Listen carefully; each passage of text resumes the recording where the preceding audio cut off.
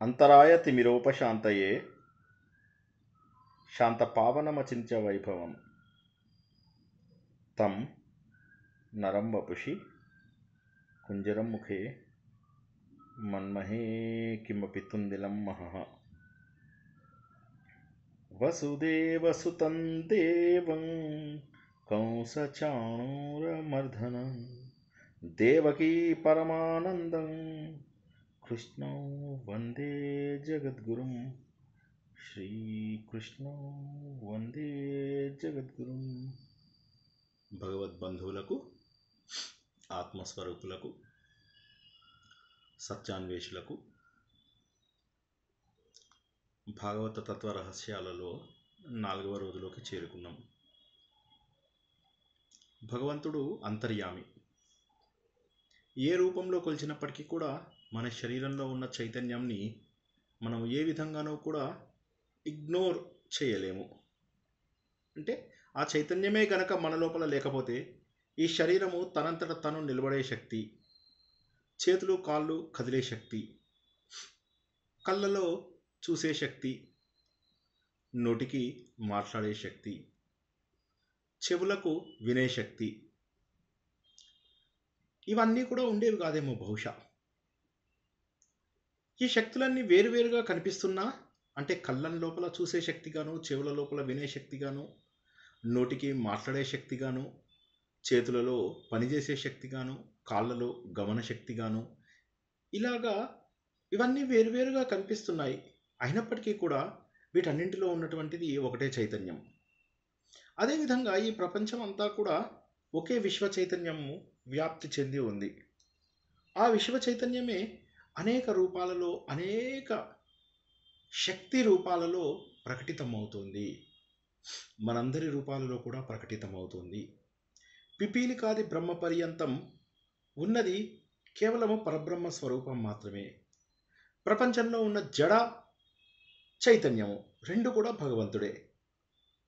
ప్రపంచంలో కదిలేవి కదలనివి అన్నీ కూడా భగవంతుడే. ప్రతిదీ భగవంతుడే.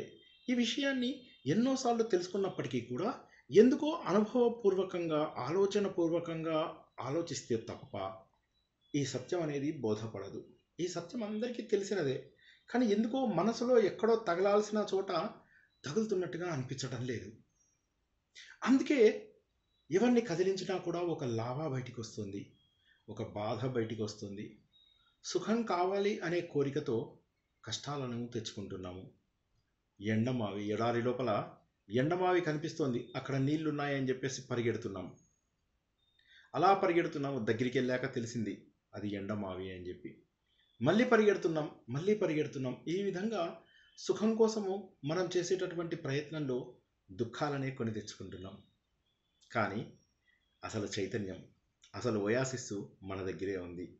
ఆ భగవంతుడి చైతన్యం అన్ని చోట్ల వ్యాపించి ఉంది. మన దగ్గరే ఉన్నటువంటి ఆ చైతన్యాన్ని, మన దగ్గరే ఉన్నటువంటి ఆ రూపాన్ని మనము తెలుసుకోలేకపోవడమే మనని భగవంతుడికి దూరం చేస్తుంది. మళ్ళీ చెప్తాను, మనలో ఉన్న శక్తి భగవంతుడు అని తెలుసుకోకపోవడం వల్ల మనమంతా భగవంతుడికి దూరంగా ఉన్నాం. అంటే ఏంటి భగవంతుడికి దూరంగా ఉన్నామంటే, ఎంతసేపు కూడా మన మనుషులలో ఎక్కువ మందికి చిన్నప్పటి నుంచి ఈ మాట ఎవరైనా కామెంట్ కూడా చేయాలి, ఒక్కసారి నేను ఆపుతాను.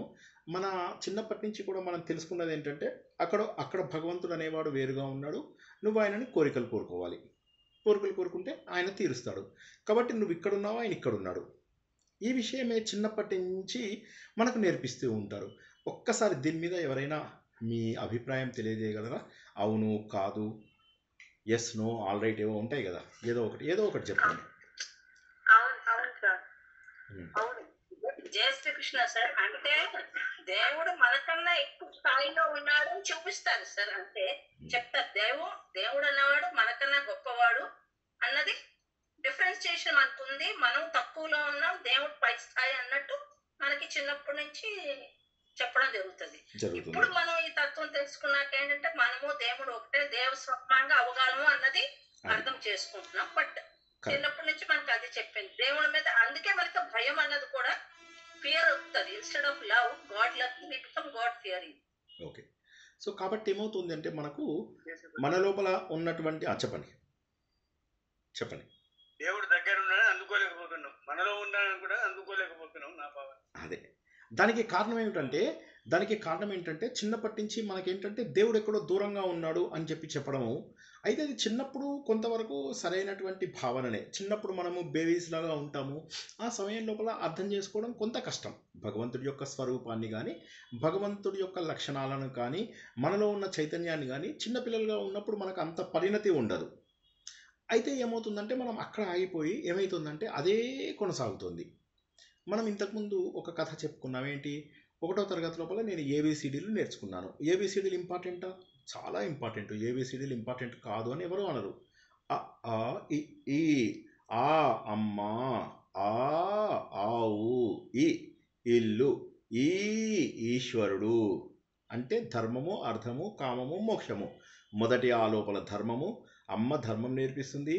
ఆ ఆవు అర్థం అంటే డబ్బు సంపాదించుకోవడానికి. ఆ రోజుల్లో పాడి పంటలన్నీ కూడా మనకు డబ్బు ఇస్తున్నవి. ఈ ఇల్లు అంటే అర్థం అంటే బంగ్లాలు కొనుక్కోవడము. కామం అంటే బంగ్లాలు కొనుక్కోవడము, కార్లు కొనుక్కోవడము.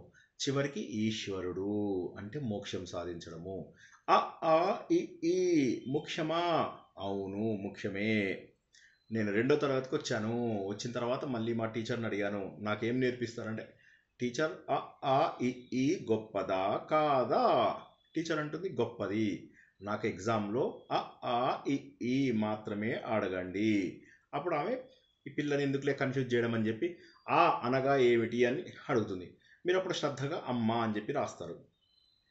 5వ తరగతికి వచ్చారు.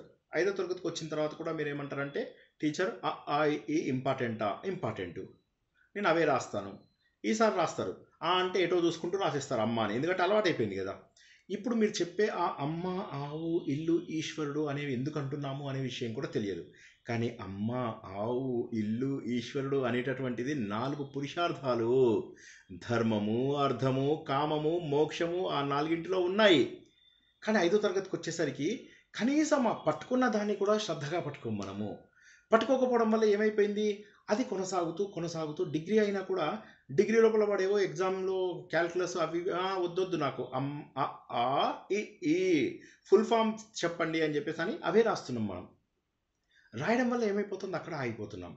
ఆగిపోవడం వల్ల ఏమైంది? మళ్ళీ మన పిల్లలు పుడతారు కదా, వాళ్ళకి మనం ఏమని నేర్పిస్తున్నామంటే అ ఆ ఇ ఈ ఇంపార్టెంటు. వాళ్ళు అక్కడే నేర్చుకుంటున్నారు. వాళ్ళు కూడా డిగ్రీకి వచ్చిన తర్వాత కూడా దేవుడికి ఇంతే ప్రాధాన్యత ఇస్తున్నారు, మోక్షానికి ఇంతే ప్రాధాన్యత ఇస్తున్నారు. 40 ఏళ్ళు వచ్చినా, 50 ఏళ్ళు వచ్చినా ఎవరికో కష్టాలు వస్తాయి. కష్టాలు వచ్చినప్పుడు కాస్త దేవుడి వైపు మళ్ళీ అసలు ఇటు సైడ్ ఏముందో చూద్దాము అని చెప్పేసి రామాయణమో భారతమో ఏదో చదువుతారు. ఎవడో ఒక ప్రవచనకర్త పట్టుకుని డబ్బులన్నీ తీసేసుకుంటాడు వాళ్ళ దగ్గర. తీసుకుని నేను ఈ దానం చేస్తున్నాను, అది చేస్తున్నాను, ఇది చేస్తున్నాను అని చెప్పేసి చెప్తాడు. నీ డబ్బంతా లాక్కుంటూ ఉంటాడు. వీరికి పాపం మా మార్గం కరెక్టో కాదో కూడా తెలియదు. నేను విజయవాడకి వెళ్ళాలి. నేనేం చేశాను? బాంబే రూట్లో వెళ్ళిపోయాను. చాలా దూరం వెళ్ళిపోయాను. బాంబే దాకా వెళ్ళిపోయినాక ఇప్పుడు నేను విజయవాడకి వెళ్ళాలంటే ఎలాగా? తెలీదు. వెనక్కి వద్దామంటే అంత సమయం కూడా నా దగ్గర లేదు. కాబట్టి ఒకసారి తప్పు దారిలో పడితే మళ్ళీ కరెక్షన్ చేసుకునేటటువంటి అవకాశం కూడా లేదు. కాబట్టి ఒక వయసు వచ్చిన తర్వాత ఇవన్నీ సాధించడం చాలా కష్టమవుతుంది. కాబట్టి వయస్సు శరీరంలో ఉన్నప్పుడే, మెదడు ఆలోచింపగలిగినప్పుడే భగవంతుడి తత్వాన్ని తెలుసుకోవాలి. మనము మొదటి రోజు ధ్యాన రూపంలో తెలుసుకున్నాము. భగవంతుడికి రూపం ఎందుకుంది అనేది మనము విష్ణుమూర్తి యొక్క రూపాన్ని వర్ణించుకుంటూ 12వ అధ్యాయంలో అంటే భాగవతంలో ఏం చెప్తున్నారు? బాబు నువ్వు భగవంతుడు అంటే రూపం అని ఆలోచించకు, రూపం దగ్గర ఆగకు, రూపంతో ప్రారంభించు, తప్పులేదు. రూపం కావాలి కూడాను. రూపం లేకపోతే అట్లీస్ట్ హిందువులకు చాలా కష్టం. హిందువులకని కాదు, ఎవరికైనా కష్టమే. మిగతా వాళ్ళు అడుక్కు తింటున్నారు. మనం మాత్రం హ్యాపీగా చక్కగా దేవుడి యొక్క తత్వాన్ని అర్థం చేసుకోవడానికి అవకాశం ఉంటుంది. కాబట్టి తప్పక మనకు విగ్రహారాధన మంచిది. కానీ అక్కడ ఆగిపోకుండా క్రమ పద్ధతిలో ఎదుగుతూ భగవంతుడి తత్వాన్ని తెలుసుకుంటే ఈ ప్రతిరోజు వచ్చేటటువంటి బాధ, ప్రతిరోజు వచ్చేటటువంటి కష్టము, ప్రతిరోజు సుఖం కోసం మనం వెంపట్లాడము, తర్వాత మళ్ళీ మనకు సుఖంతో పాటుగా దుఃఖం కూడా రావడము, ఇవన్నీ కూడా మనకి ఎందుకు జరుగుతున్నాయి? ఎందుకోసం జరుగుతున్నాయి అంటే మనం ఎంతసేపు కూడా అసలు సత్యాన్ని అర్థం చేసుకోవడంలే. సత్యం అంటే ఏంటి? దుఃఖానికి సుఖానికి అతీతమైనటువంటిది. మళ్ళీ ఒకసారి అర్థం చేయిస్తా. చిన్నపిల్లలు ఇద్దరు కొట్లాడుకుంటున్నారు. ఈ పెన్ను నాదంటే నాది, ఈ బొమ్మ నాదంటే నాదని. తండ్రి ఇక్కడ చూసి నవ్వుతుంటాడు. ఎందుకంటే తనకు కావాలంటే ఎన్ని బొమ్మలన్నా కొని ఇవ్వగలడు వాళ్ళిద్దరికి. అలా చూసి ఇలా చూసి నవ్వుతూ ఉంటాడు పిల్లల్ని. నవ్వుతూ ఉంటాడు. పిల్లలిద్దరికి సత్యం తెలియదు. మా నాన్న ఎన్నైనా కొనివ్వగలడు, మా నాన్న ఏమన్నా చేయగలడు, ఇవన్నీ కూడా మా నాన్నవే అని చెప్పి తెలియక వాళ్ళేంటి వాళ్ళలో వాళ్ళు కొట్టుకుంటారు, మూడ్ ఆఫ్ అయిపోతుంది వాళ్ళకు, ఏడుస్తారు, బాధపడతారు, దొర్లుతారు. ఇప్పుడు ఈ ఉదాహరణకి మనకు ఏమన్నా తేడా ఉందా ఒకసారి అర్థం చేసుకోండి. శ్రీకృష్ణ పరమాత్మ మనకి ఏం చెప్పాడు? బాబు అర్జున, నీకోసం ఒక పెద్ద జలాశయం పెట్టాను, నువ్వు ఒక చిన్న వాటర్ బాటిల్ కోసం కక్కుర్తి పడుతున్నావయ్యా, 20 రూపాయలు పెట్టి కొనుక్కుంటున్నావు, ఎందుకయ్యా అంత కష్టపడుతున్నావు? నేను నీ లోపల ఉన్నాను, నువ్వే అయి ఉన్నాను. జాగ్రత్తగా వినండి, నేను నీ లోపల ఉన్నాను, నువ్వే అయి ఉన్నాను అనే కదా. ఆ సత్యాన్ని తెలుసుకొని వారికి భగవంతుడు ఎప్పుడూ కనిపించాడు. భగవంతుడు స్థూల దృష్టితో కనిపిస్తాడా? స్థూల దృష్టి అంటే తెలుసు కదా, మన ఈ డైరెక్ట్ ఐస్ తోటి కనిపిస్తాడా? కనిపించాడు. భగవంతుడు ఎప్పటికీ స్థూల దృష్టితో కనిపించాడు. సినిమాలలో కనిపిస్తాడంటే మరి సినిమాల్లో అలా చూపించకపోతే ఎట్లా అర్థమవుతుంది మనకు? కాబట్టి సినిమాలు వదిలేయండి. నిజ జీవితంలో ఎవరికి కూడా దేవుడు అట్లా డైరెక్ట్గా కనిపించాడు. వాళ్ళ యొక్క ఆత్మానుభవం ఏదైతే ఉంటుందో అది, ఆ ఆత్మానుభవంలో వాళ్ళు భగవంతుని దర్శనం చేసుకుంటారు, అనుభవించగలుగుతారు. అది మనకు దేవుడు డైరెక్ట్గా ఈ స్థూల దృష్టితో కనిపించాడు. అదే ప్రశ్న వజ్రుడికి కలిగింది.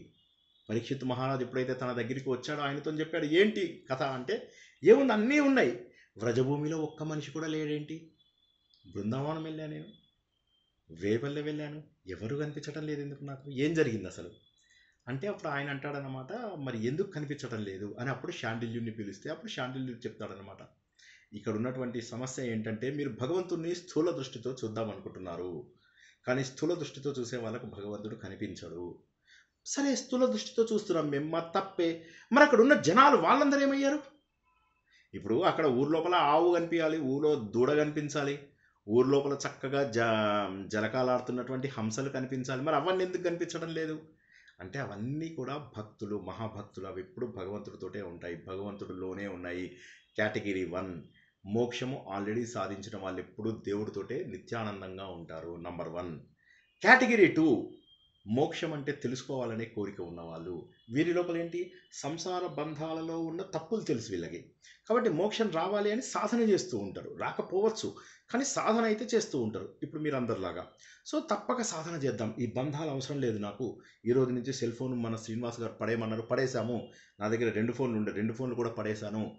లేదా ఇంకో కొంతమంది ఏంటంటే పడేయకుండా శ్రీనివాస్ గారి ఫ్రెండ్ ఒక ఆయన 10 రూపీస్కే దాన్ని సుత్తితోని బద్దలు కొడతారు కదా, అక్కడికి తీసుకెళ్ళాలే, అప్పుడు బద్దలు కొడదామని కొంతమంది. వీళ్ళందరూ కూడా ముముక్షువుల కేటగిరీలోకి వస్తారనమాట.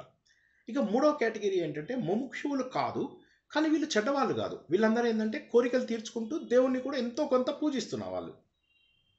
ఇప్పుడు మనం సెకండ్ కేటగిరీనా, థర్డ్ కేటగిరీనా? ఎవరు జవాబు చెప్పండి. ముముక్షు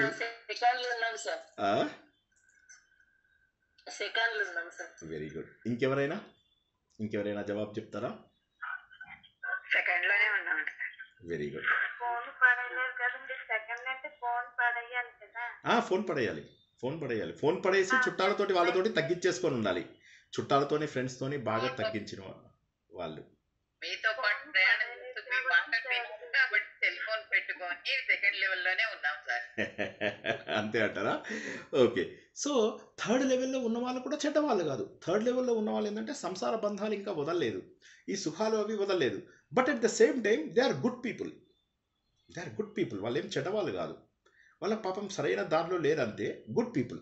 ఈ గుడ్ పీపుల్ అందరినీ ఏం చేశారంటే భగవంతుడు తన యదువంశంలో పుట్టేలాగా చేసి ఎప్పుడైతే తన అవతార సమాప్తి అయిందో వాళ్ళందరినీ తీసుకెళ్ళిపోయాడు.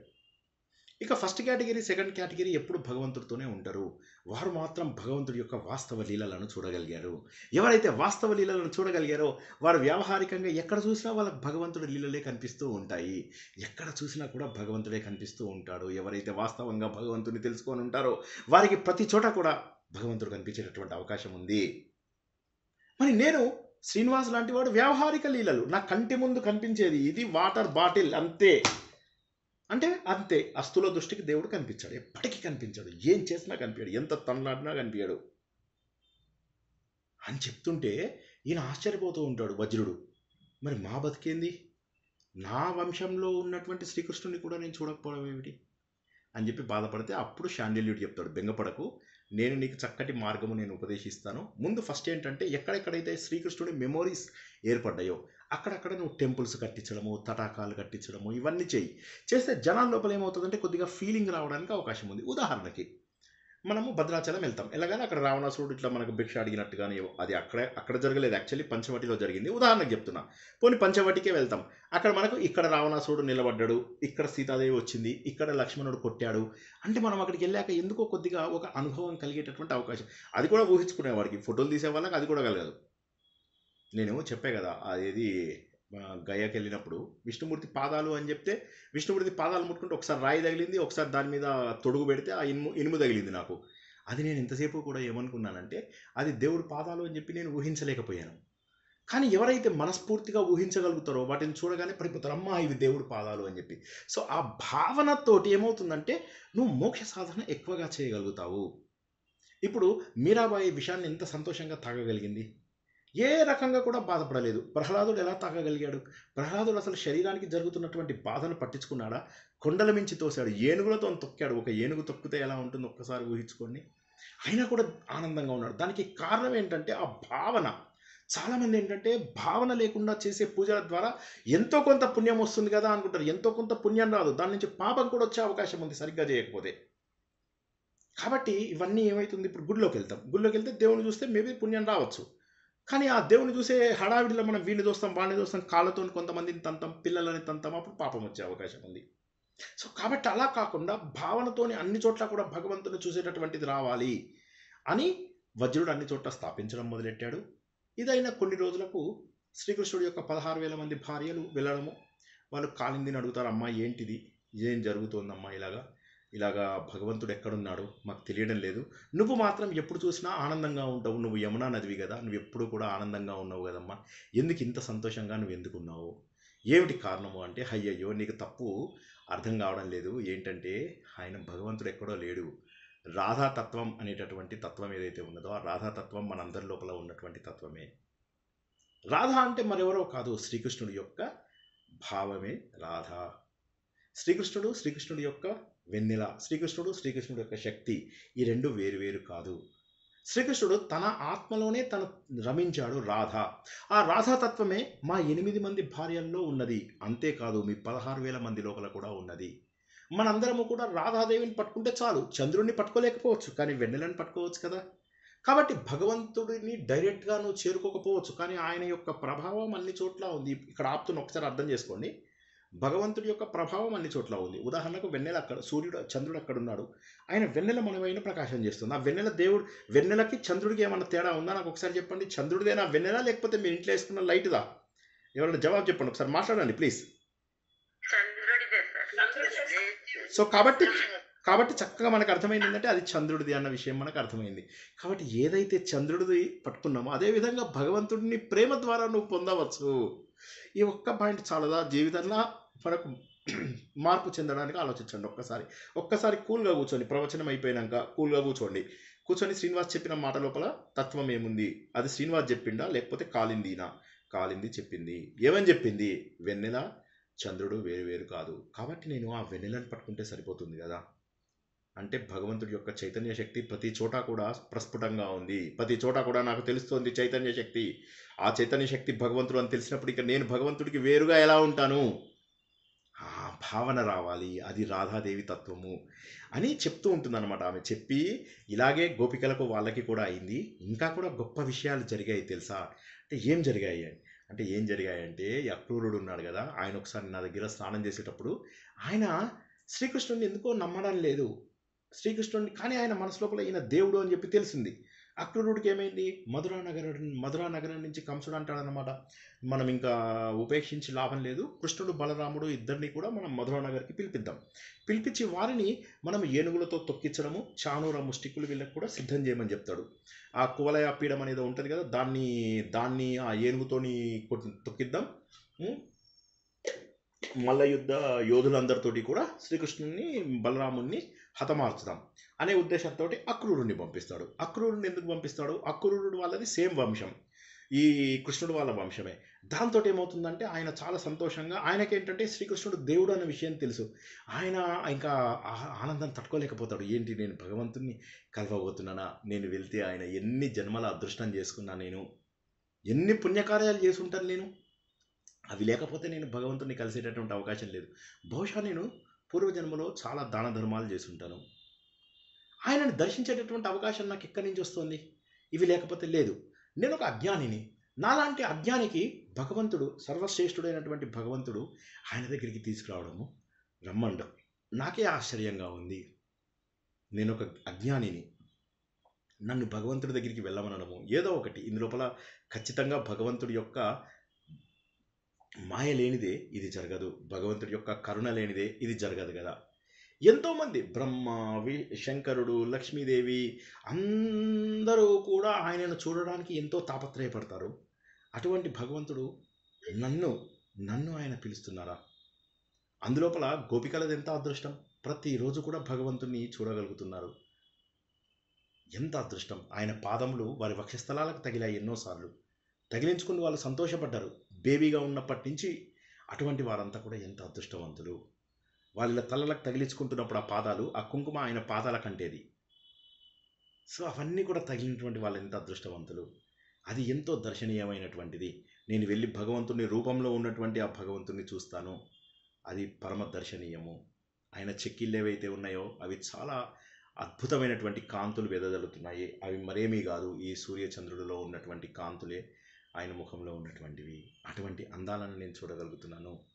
అతడి ముక్కు సంపంగిలాగా ఉంటుంది. ఆయన నవ్వు ఇక ఏం చెప్పమంటారు, అంతకంటే అందమైనటువంటిది లేదు. ఆయన జుట్టు ఉంగరాలు ఉంగరాలు తిరిగి అలా ఆనందాన్ని కొలుపుతూ ఉంటుందన్నమాట. చాలా సంతోషంగా ఉంటుంది. ఆ దివ్య ముఖాన్ని నేను సందర్శించబోతున్నాను రేపు. ఇక తిరుగుతూనే ఉంటాడు. ఇక ఆయన మనసంతా ఇదే, ఓ పట్టాన ఆగదన్నమాట. ఎవరో మాట్లాడుతున్నారండి ఒక్కసారి కొద్దిగా.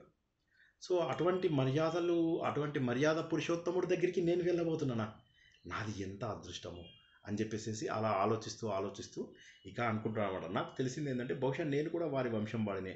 నేను ఒకసారి కనుక ఆయన పాదాల మీద పడిపోతే ఆయన నన్ను అక్కున చేర్చుకుంటాడు. ఇక నాకు అంతకంటే కూడా ఏమీ లేదు. అయినా ఈయన మరి నన్ను పిలిచాడు అంటే, ఇంత సామాన్యంగా కనిపిస్తున్నాడంటే ఒక్కొక్కసారి నాకు అనిపిస్తుంది ఈయన నిజంగా దేవుడా కాదా. దేవుడే అయితే అని నాకు చాలా నమ్మకం ఉంది. కానీ ఏదో ఒక మూల లోపల నాకు ఒక శంక కూడా ఉన్నది అని చెప్పేసి ఆలోచిస్తూ ఉంటాడనమాట. సరే ఏది ఏమైతేనేంటి, చివరికి ఇంకా వీళ్ళ ఇంటికి చేరుతాడనమాట. చేరేసరికి అక్రూరుడు గోకులంలోకి ప్రవేశించగానే అక్కడ చక్కగా పాలు పితికేటటువంటి ప్రదేశం లోపల అందమైనటువంటి బలరాముడు, తెల్ల రంగు లోపల బలరాముడు, నల్ల రంగులో ఉన్నటువంటి ఇద్దరు కూడా మళ్ళీ బ్రైట్గా వెలుగుతున్నారు అనమాట. చక్కటి ప్రకాశమైనటువంటి దీంతో వాళ్ళు వెలుగుతున్నారు. ఈయన చూస్తేనేమో శ్వేతవర్ణము, ఆయన చూస్తేనేమో నీలివర్ణం లోపల ఇద్దరు కూడా కాంతివంతంగా కనిపిస్తారనమాట. వాళ్ళిద్దరు కూడా నవ్వుతూ ఉంటే ఆ నవ్వుకి ఇతనికి గుండె లోపల గుచ్చుకుంటూ ఉంటుంది. భగవంతుడి యొక్క కరుణ క్లియర్గా కనిపిస్తూ ఉంటుంది అనమాట. వాళ్ళని చూస్తూ ఉంటేనే, శ్రీకృష్ణుని చూస్తూ ఉంటేనే నాలుగు చేతులతో ఉన్నటువంటి శ్రీహరిని చూసినటువంటి భావన అతని మనసు లోపల కలుగుతూ ఉంటుంది. లేదు, ఇతడు ఖచ్చితంగా భగవంతుడే. నాకు తెలుసు వీళ్ళు ఈ వ్రజభూమిలో ఎందుకు పుట్టారో తెలుసా? ఈ వ్రజభూమిని ఇక్కడ ఉన్నటువంటి జనాలందరికీ కూడా మోక్షం ఇవ్వడానికే. నాకు ఇంకా ఎటువంటి డౌట్ లేదు. డౌట్ ఏమన్నా ఉంటే మీ అందరికీ డౌట్ ఉంది, నాకు డౌట్ లేదు. చక్కటి నిర్మలమైనటువంటి వస్త్రాలు వేసుకున్నారు, సుగంధ భరితమైనటువంటి వీళ్ళు ఉన్నారు అని చెప్పి వీళ్ళిద్దరిని చూస్తూ ఇక ఆనందంతో పొంగిపోతూ ఉంటాడు. రథం దిగుతాడు. అప్పుడు బలరామకృష్ణులు వస్తారు. వచ్చేసేసి ఇక వెంటనే ఇతను ముందు ఫస్ట్ వాళ్ళ పిల్లలు తనకంటే చిన్నవాళ్ళు అని కూడా చూసుకోకుండా ముందు వాళ్ళ కాళ్ళ మీద పడిపోగానే అప్పుడు వాళ్ళని ఆపుతారనమాట. ఆపేసేసి నేను అక్రూరో అహం నమస్కరోమి అని చెప్పి చెప్దామని అతను, నేను అక్రూరుడను, నేను మీకు నమస్కారం చేయబోతున్నాను అని చెప్పి చెప్దామనుకున్నా కూడా చెప్పలేకపోతాడు. గొంతంతా కూడా అతనికి గద్గదం అయిపోతుంది. అప్పుడు శ్రీకృష్ణుడు తన ఎదురుగా ఉన్నటువంటి అక్రూరుడిని చూసి చాలా ఆశ్చర్యపోయి దగ్గరికి తీసుకుని ఆయన ఇట్లా అది ఏదైతే ఇతను ఊహించుకొని వచ్చాడో, యద్భావం తద్భవతి. భగవంతుడు ఎవరైతే భగవంతుని మనస్ఫూర్తిగా నాకు ఇది భగవంతుడు చేస్తాడు అంటాడో అది చేస్తాడు. చాలామంది జీవితం లోపల మనకిది కావాలి అని మనస్ఫూర్తిగా కోరుకుని దాంట్లోపల ధర్మబద్ధమైనదైతే దేవుడు అంటే ఈ ప్రకృతి శక్తులన్నీ ఏవైతే ఉన్నాయో అవి మీ ఆలోచనలను వృధా చేయవు. ఈ ఒక్క విషయం అందరూ గుర్తుంచుకోవాలి. ఏదైనా కూడా మనం అలా బలంగా గనక గుర్తిస్తున్నట్లయితే అన్నీ కూడా మన దగ్గరికి ఆటోమేటిక్గా వస్తాయి.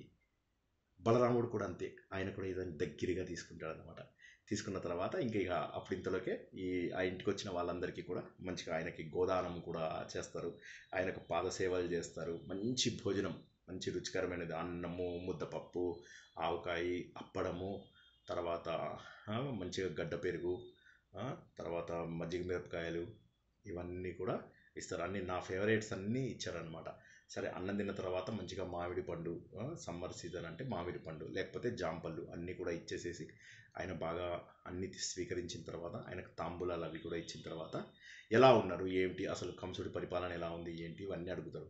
అడిగితే అప్పుడు ఆ నందుడు వీళ్ళ నాన్నగారు ఎవరైతే ఉన్నారో ఆయనతో కూడా మాట్లాడుతూ ఆయన అంటాడు అనమాట, ఇలా కంసుడు దుర్మార్గంగా ప్రవర్తిస్తున్నాడు, తన ఆలోచనలలో వీరిద్దరిని హతమార్చాలని అనుకుంటున్నాడు, సో వారిని తీసుకురమ్మంటున్నాడు అంటే, అవన్నీ బెంగపడకు, ముందు నీ ప్రయాణం బాగా జరిగిందా లేదా, మీరందరూ అక్కడ క్షేమంగా ఉన్నారు కదా, ఏం పర్వాలేదు, ఇక్కడ ఉన్న నేను వీరిద్దరిని పంపించడమే కాకుండా కంసుడు ఎందుకు పిలిచాడో మాకు తెలుసు, అయినప్పటికీ కూడా మేము అన్ని రకాల గిఫ్ట్స్ తీసుకుని మేము అన్నీ కూడా తీసుకుని వస్తాము, అస్సలు ఏ విధమైనటువంటి ఆలోచన లేదు, ఆవు పాలు పెరుగులు వెన్న ఇవన్నీ మా దగ్గర ఉంటాయి, ఇవన్నీ కూడా ప్రేమ యొక్క రూపాలు, భగవంతుడి యొక్క రూపాలు, పాలు పెరుగుగా మారుతుంది, పెరుగు వెన్నగా మారుతుంది, వెన్ను నెయ్యగా అందుకోసమనే భగవంతుడు ఈ రూపాలలో ప్రత్యక్షమవుతూ ఉన్నాడు, ఇవన్నీ తీసుకెళ్ళి పొద్దుటికల్లా మనం మధురా నగర్కి ప్రారంభించుకుందాము, అక్కడ ఒక పెద్ద మహోత్సవం జరుగుతుంది, అక్కడ మనం అందరం కూడా చూడాలి, మనం కూడా గుంపులుగా అందరం కలిసి వెళ్దాము అని చెప్పేసి తను తయారవుతాడు అనమాట. తయారవగానే అక్రూరుడు ఇట్లా మధురా నగర్ తీసుకెళ్తున్నాడు అని చెప్పగానే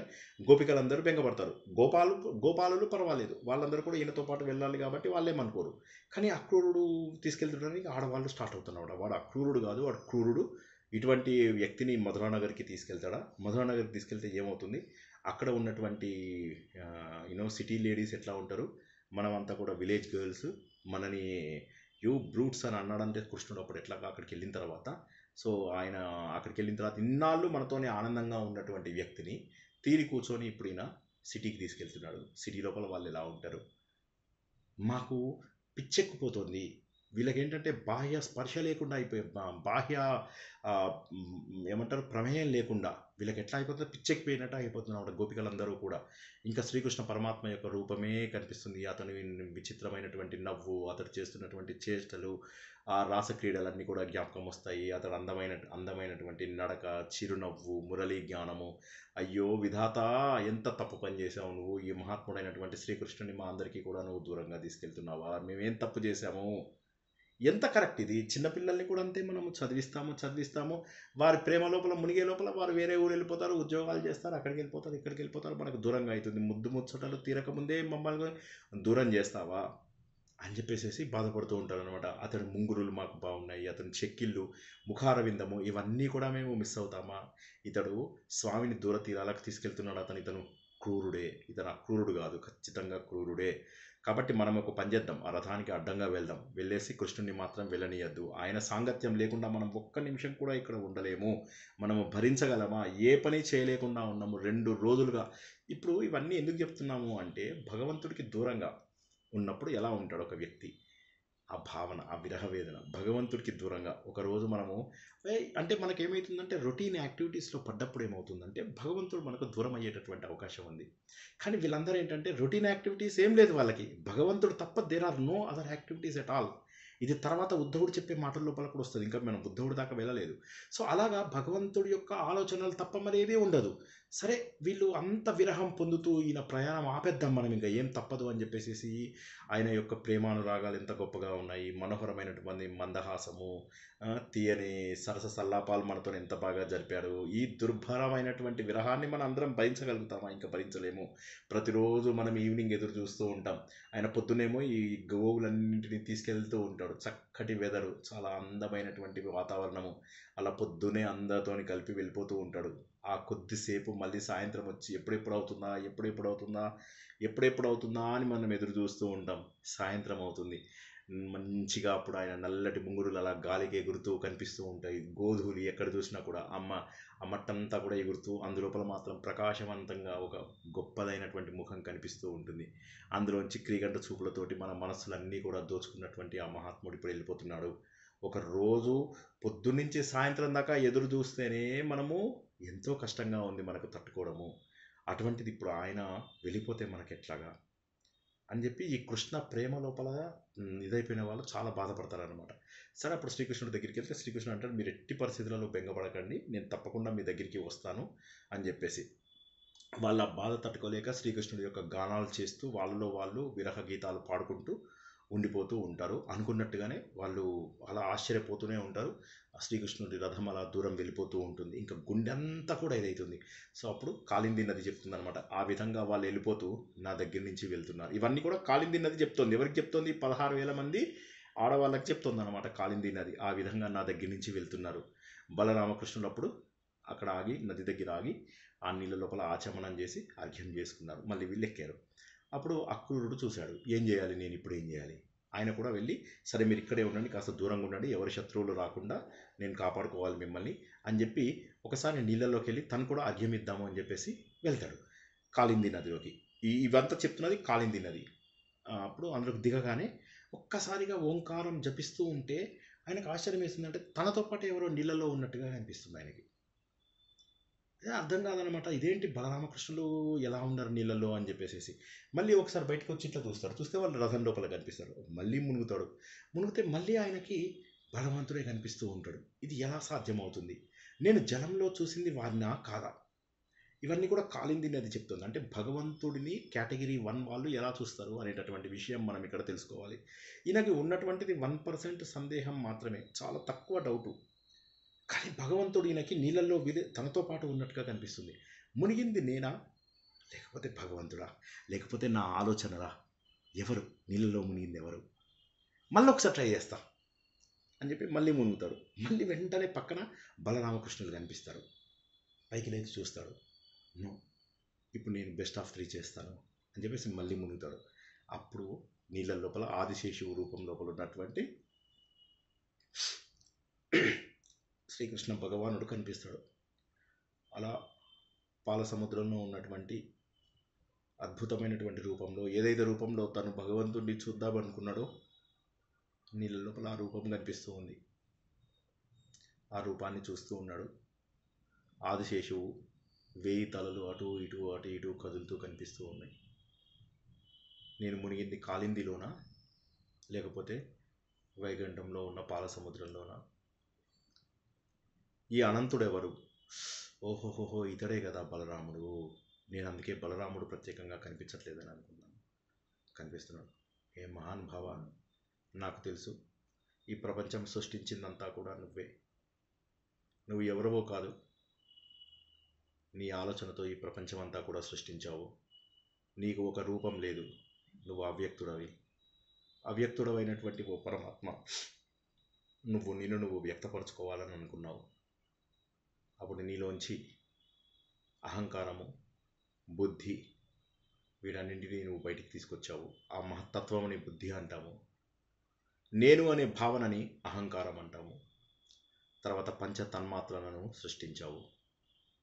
తద్వారా పంచభూతములు ఏర్పడ్డాయి.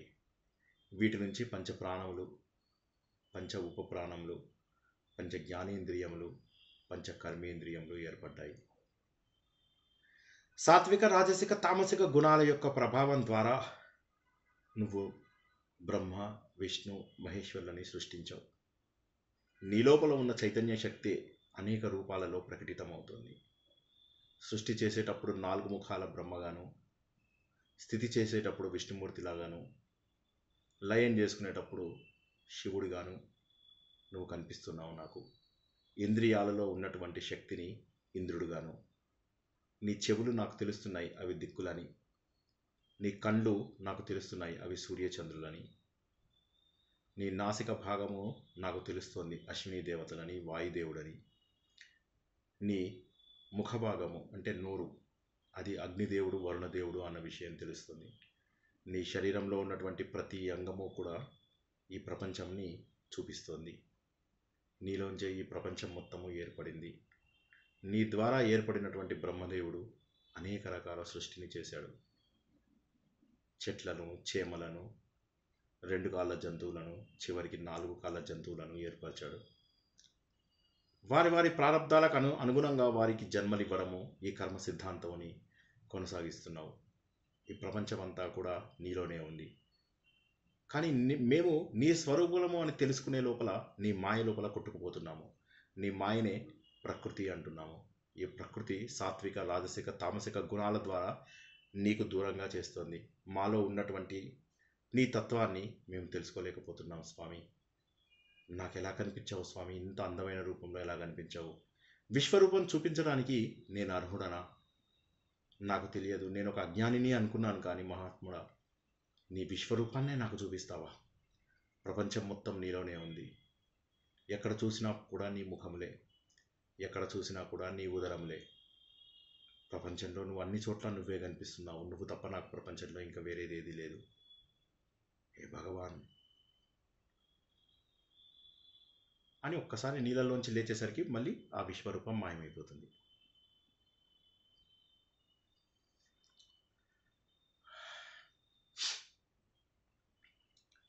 బయటికి వస్తాడు.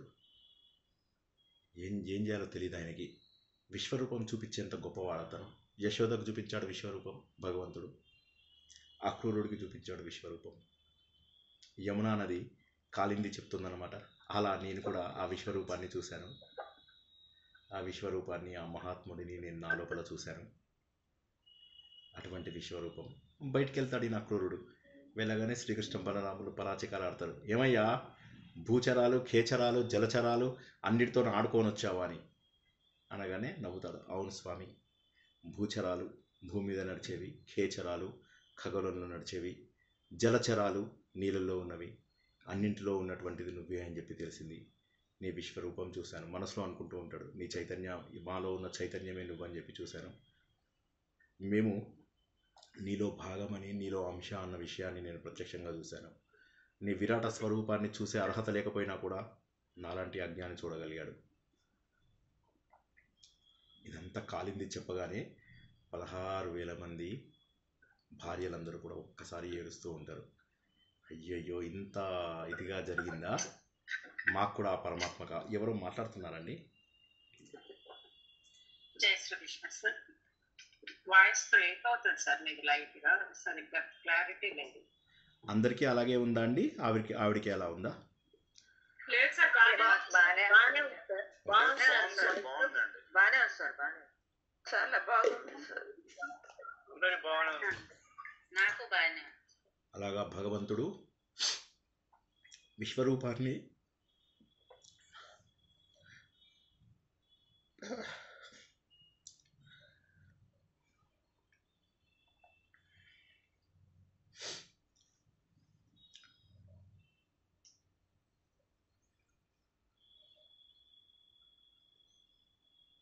కాలింది అదృష్టవంతురాలు. ఆమె చెప్తుంది, నాకు తెలుసు, నేను రాధాదేవి రూపంలో ఆ మహాత్ముడిని సేవించాను. ప్రేమ రూపంలో భగవంతుడిని సేవించాను. కానీ ఎట్టి పరిస్థితులలో కూడా నేను భగవంతుని విశ్వరూపం చూస్తాను అని చెప్పేసి అనుకోలేదు. నేను ఈ విశ్వరూపంలో భాగము అన్న విషయం నాకు తెలుసు. భగవంతుడి యొక్క విరాట రూపంలో భాగము అన్న విషయము నాకు తెలుసు. కానీ అది ప్రత్యక్షంగా చూస్తాను అని నేను అనుకోలేదు. రాధాదేవి రూపంలో ఇన్ని రోజులు చూశాను. మన అందరి రూపంలో ఉన్నది రాధాదేవే. మనలో ఉన్న ప్రేమ రాధాదేవి, మనలో ఉన్న భక్తి రాధాదేవి, మనలో ఉన్నటువంటి ఆహ్లాద స్వరూపం రాధాదేవి. ఆ రూపంలో చూశాను. కానీ భగవంతుడు విశ్వరూపాన్ని చూడడం పాసిబులా? అలా చూడగలిగాను నేను ఈరోజు భగవంతుడిని అని చెప్పి కాలింది చెప్తుందన్నమాట. చెప్పగానే ఇంక 16,000 మంది ఎంత ఇదైపోతారో. అసలు మాకు కాలింది ఇంత గొప్ప విషయాలు చెప్పావు, నీకు ఉద్ధవుడు ఎక్కడున్నాడో తెలుసా? ఇప్పుడు మాకు చెప్పు. ఉద్ధవుడు ఏదైతే బోధ చేశాడో, గోపికలందరి హృదయాల లోపల ఏదైతే బాధగా అక్రూరుడు వెళ్ళిపోయిన సమయం లోపల, అప్పుడు బాధగా ఉన్నటువంటి వారు మళ్ళీ శ్రీకృష్ణ పరమాత్మ కంసుడిని చంపిన తర్వాత మళ్ళీ ఉద్ధవుడిని పంపించే వరకు వాళ్ళు ఎంత ఘోరమైనటువంటి విరహ వేదనను అనుభవించారో మాకు తెలుసు కదా. అటువంటి ఉద్ధవుడు ఎక్కడున్నాడు? ఆ ఉద్ధవుడి చరిత్ర చెప్పు. ఆయన ఎక్కడున్నాడు అంటే, ఉద్ధవుడు కనిపించేది, ఆయన ఉన్నటువంటిది బద్రీలో. ఆయన కనిపించాయంటే కేవలము మీరంతా కూడా భగవంతుడి యొక్క తత్వాన్ని తెలుసుకోవాలి, భగవంతుడిని మీ హృదయంలోకి తీసుకోవాలి. భగవంతుడి యొక్క కీర్తన గుండెలను కదిలించేలాగా ఉండాలి. గుండెకు గుచ్చుకుని కళ్ళలోంచి నీళ్లు రావాలి. అటువంటి ప్రేమ కావాలి. పదండి మనం అందరము కలిసి ఉద్ధవుడి దగ్గరికి వెళ్దాం అని చెప్పగానే కాల్ ఇన్ ది డైరెక్షన్స్ తీసుకుంటారు వీళ్ళందరూ. 16,000 మంది ఈయనను కూడా బతిమలాడుకుంటారు, వజ్రుడిని పరీక్షిత్తుని కూడా బతిమలాడుకుంటారు. ఎట్టి పరిస్థితులలో మేము ఉద్ధవుడిని చూడాలి, ఆ ఉద్ధవుడు చేసేటటువంటి బోధను మేమంతా కూడా వినాలి, ఉద్ధవ ఎక్కడున్నావు అని చెప్పేసి అందరూ కూడా వెళ్తారు. గోవర్ధనగిరి దగ్గరికి వెళ్తారు. ఎక్కడో బదిలీలో ఉన్నటువంటి ఉద్ధవుడు గోవర్ధనగిరికి రావడం ఏమిటి? కాళింది చెప్తుంది, తప్పకుండా వస్తాడు గోవర్ధనగిరికి, ఉద్ధవుడు వచ్చి తీరుతాడు. లతలలో, చెట్లల్లో, ధూళిలో, అన్ని చోట కూడా ఆయన ఉన్నాడు. భగవంతుణ్ణి మీరు మామూలు దృష్టితో చూడలేరు, ఒక ఆధ్యాత్మిక దృష్టి కావాలి, ఆనందమయమైనటువంటి హృదయం కావాలి. అది మీరందరూ తెచ్చుకోవాలంటే గుండెల నిండుగా భగవంతుణ్ణి ప్రార్థించండి. అది ప్రార్థించడం తప్ప మరో మార్గం లేదు. ఆ ప్రార్థనకు ముఖ్యమైనటువంటిది ఈ భాగవతం మాత్రమే. ఇదే విషయాన్ని తర్వాత కూడా మనం తెలుసుకుంటాం. ఉద్ధవుడి యొక్క గురువు బృహస్పతి అన్నమాట. గురుగ్రహం అంటాం కదా, ఆయన ఎన్నోసార్లు చెప్తాడు, భాగవతం తప్ప భగవంతుని చేరుకోవడానికి మరొకటి మార్గం లేదు. అత్యంత సులువైనటువంటి, అత్యంత విలువైనటువంటి మార్గము. పదండి భగవంతుని భక్తితోటి ప్రార్థిద్దాం, అప్పుడైనా ఉద్ధవుడు కనిపించి మనకు సరైన మార్గంలో తీసుకొస్తాడు అని చెప్పేసి అక్కడికి వెళ్ళి గోపికలు ఎంత రేంజ్లో పాటలు పాడతారో ఆ రేంజ్లో వీళ్ళందరూ కూడా పాటలు పాడటం మొదలెడతారు.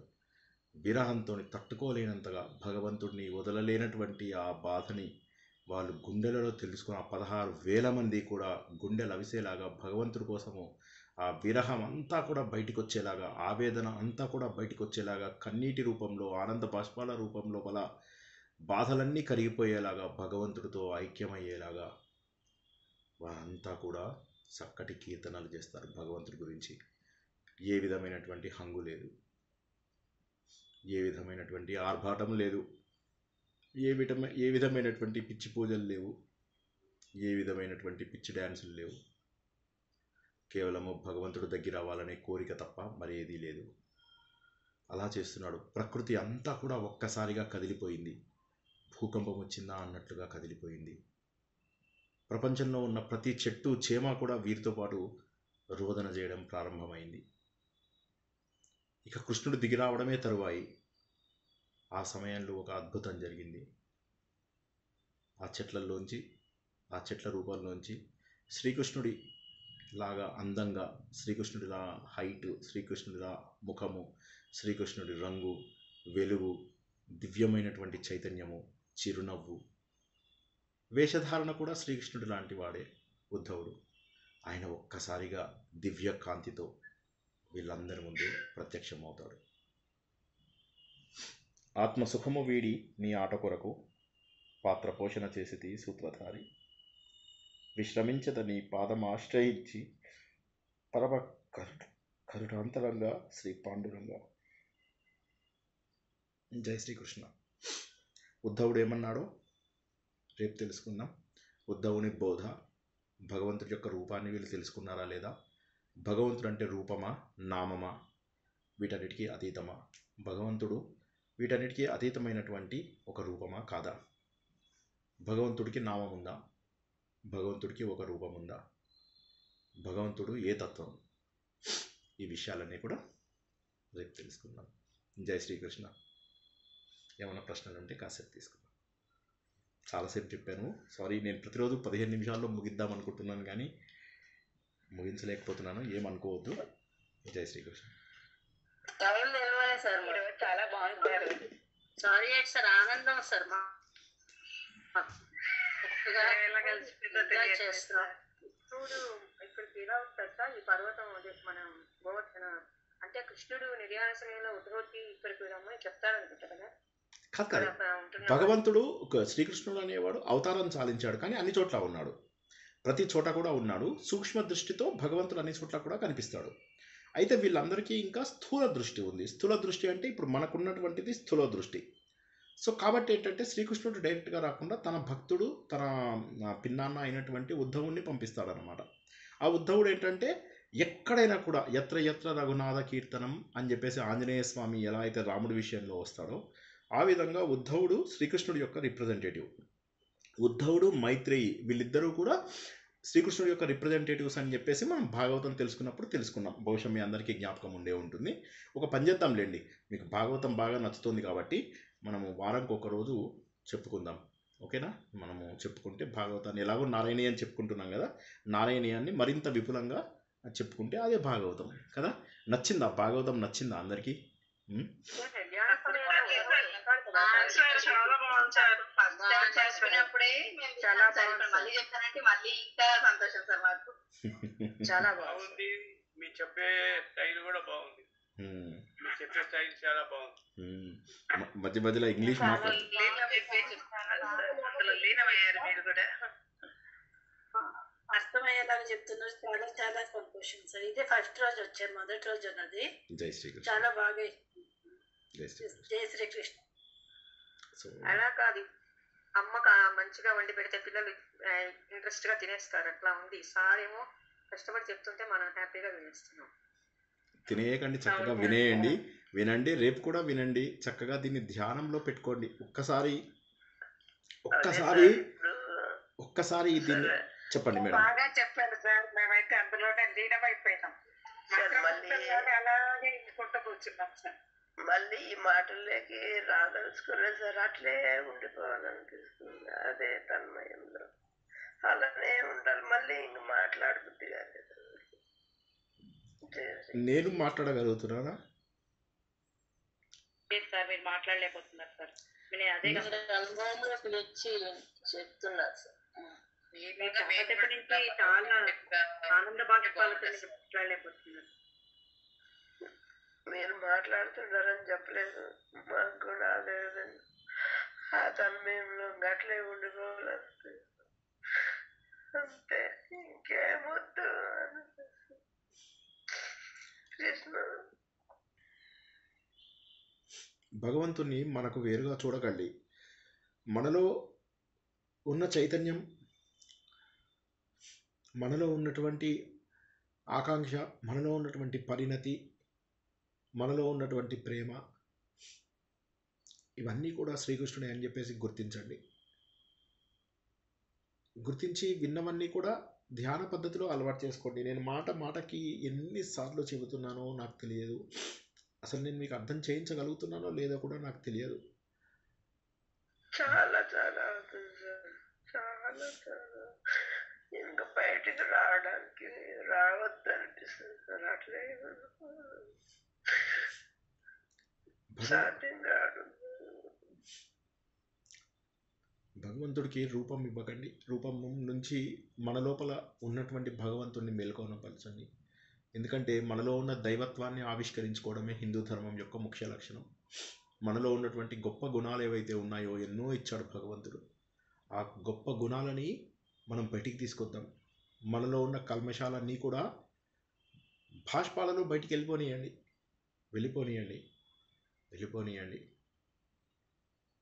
కరిగిపోనీయండి. ఎప్పటి నుంచో కొండలు ఉన్నాయి. కొన్ని జన్మలలో చేసుకున్న పాపములు, కొన్ని జన్మలలో చేసుకున్న వాసనలు భాష్పాలతో బయటికి వెళ్ళిపోనీయండి. అక్కడ గుండెలలో నింపుకోండి భగవంతుణ్ణి. ఒకే శక్తి, ఆ శక్తిని నింపుకోండి. ధైర్యంగా, ఆనందంగా ధ్యాన రూపం లోపల వీలైనన్ని సార్లు వింటూ అలా నిద్రపోండి. వీలైనన్ని సార్లు వినండి. ఈ 5 రోజుల పాటు చెప్పుకున్నది, మొదటి రోజు భగవంతుడు ఎవరు అని విష్ణు సహస్రనామాల్లో తెలుసుకున్నాం. 2వ రోజు నుంచి భగవంతుడి పైన అన్వేషణ ప్రారంభమైంది. ఈ వారం రోజులు అదే చెప్పుకుంటాం. ఈ వారం రోజుల లోపల కూడా భగవంతుడి యొక్క ఉద్దేశం ఏంటి, అసలు భగవంతుడు అంటే ఎవరు, ఇంతసేపు కూడా భాగవతాన్ని ఒక కథల రూపంలో దాన్ని ఎలా చేసేసారంటే, భాగవతాన్ని అజామీలుడు కథ, ఇవి గజేంద్ర మోక్షము, ప్రహ్లాద్, ఇవి కాదు. ఎన్నో గొప్ప గుండెల్ని కదిలించేటటువంటి కథలు ఉన్నాయి భాగవతంలో. గుండెలను పిండేసేటటువంటి భావములు ఉన్నాయి భాగవతంలో. వీటి జోలికి రారెందుకు జనాలు? వాటిని మనం నేర్చుకుందాం. 12వ చెప్పమ్మా. అదే కాలేందర్ చెప్పిన విషయాన్ని ఫస్ట్ టైం వింటున్నా సార్. నేను 16,000 గోపికలు చెప్పింది ఫస్ట్ టైం విన్నా సార్ మీతో. చాలా విషయాలు అంతేనండి. 12వ వ్రజభూమి గురించి కూడా వస్తాయి. ఇదంతా అదే కదా. దురదృష్టం ఏంటంటే ఎవరు కూడా చెప్పడానికి ఇష్టపడరు. ఇప్పుడు 11, 12 అధ్యాయాలలో కూడా ఎంత కథ ఉందో ఎవరు చెప్పడానికి ఇష్టపడరు. కాబట్టి నేను అనేది ఏంటంటే ఈ ఇంకొక 3 రోజుల పాటు కూడా, ఇంకా 3 రోజులు అనుకున్నాను, మరి పెరిగేటట్టుగా ఉంది. సప్తాహం నుంచి నవాహం అయితే ఎవరికి ప్రాబ్లం లేదు కదా. 9 రోజులు అయితే ఎందుకంటే మధ్యలో కొన్ని పాయింట్స్ మిస్ అయిపోయినాయి. ఎందుకంటే ఇంకా ఈయన భార్యల గురించి చెప్పలేదు, అదొక పెద్ద స్టోరీ ఉంది. ఒక్కొక్క భార్య గురించి చెప్పాలి. ఇప్పుడు భార్య అంటే ఏంటి, రోజులతో అవసరం లేదు సార్, సంపూర్ణంగా చెప్పండి, అది చాలు. సో చాలామంది ఏంటంటే మొత్తం భాగవతాన్ని వారం రోజుల్లో చెప్తారు. నేనేమో 1-2 అధ్యాయాలు కూడా పూర్తిగా చెప్పలేకపోతున్నాను. సో వినండి, నాతో ఎంత శ్రద్ధగా వినగలిగితే అంత శ్రద్ధగా వినండి. జై శ్రీకృష్ణ. ఎవరికైనా ఇంకేమన్నా ప్రశ్నలు కానీ భావాలు కానీ ఉంటే చెప్పండి, ముగించుకుందాం. మళ్ళీ రేపు రాత్రి సార్ మళ్ళీ భాగవతం మళ్ళీ స్టార్ట్ చేయండి సార్. మళ్ళీ మాకు అదే కొరకు ఫస్ట్ టైం విన్నాము ఆల్రెడీ, మళ్ళీ ఇంకోసారి చెప్తే ఇంకా మీ నోట్తో వినామని. ఇంకా తప్పకుండా మనం ఎలాగో నారాయణీయంలో నేర్చుకుంటున్నాము. వీలుంటే నారాయణీయము ఇప్పుడు మనకు 2 to 3 వీక్స్కి ఒకసారి నేర్చుకుంటున్నాము. వీలైతే వారానికి ఒకసారి పెట్టుకుందాం. ముందైతే ఇది అయిపోనియండి. ముందు భగవంతుడు అంటే ఏంటి, ఈ వారం రోజుల్లో మనకు భగవంతుడు అంటే ఏంటో తెలియడానికి మనం ఈ కష్టమంతా పడుతున్నాం కదా. ఒకసారి భగవంతుడు అంటే తెలిసిందంటే మిగతా అన్ని ప్రవచనాలు కూడా సులువైపోతాయి. ఇప్పుడు మనకేంటంటే ఒకటి తెలుసుకుంటే మిగతావన్నీ సులువైపోతాయి. కాబట్టి అసలు ఎందుకు మధ్యలోపల మనం ప్రవచనాలను ఆపాము అంటే ఇదే కారణం. మనం లాస్ట్ విష్ణు సహస్రనామం అయిన రోజు నాకేమనిపించిందంటే ఎక్కడో మిస్ అవుతుంది, ఒక పాయింట్ మిస్ అవుతుంది అని నాకు అర్థమైంది. అందుకోసం అని చెప్పేసి దాని గురించి మనం తెలుసుకోవడం కోసం అని చెప్పి ఈ వారం రోజుల పాటు ఇందులోనే మనం సమయాన్ని కేటాయించుకుంటాం. ఈ వారమంతా కూడా భగవంతుడి యొక్క అసలు రూపాన్ని తెలుసుకోవడానికి మనం ప్రయత్నం చేద్దాం. మీరంతా కూడా కాస్త ఎక్కువ సమయాన్ని కేటాయించడానికి ఉండండి. అందరికీ హడావిడి ఉంది, అందరికీ కూడా తొందర ఉంది, అందరికీ కూడా పనులు ఉన్నాయి. కానీ అలా వాటికి కాకుండా కొంత సమయాన్ని సరైన దారిలో వెళ్ళడానికి ఇది ఒకటే మార్గం, ఇది ఒకటే లాస్ట్ ఛాన్స్ అనుకోండి. మళ్ళీ ఎప్పుడు పుడతామో, ఎప్పుడు కలుస్తామో, ఎక్కడ ఉంటామో, ఎవరో ఏమీ తెలియదు. ఎందుకు ఇట్లా కలిసామో కూడా తెలియదు. భగవంతుడు ఎందుకు కలిపాడో తెలియదు. ఎవరి నుంచి ఏది ఎందుకు నేర్చుకుంటామో తెలియదు.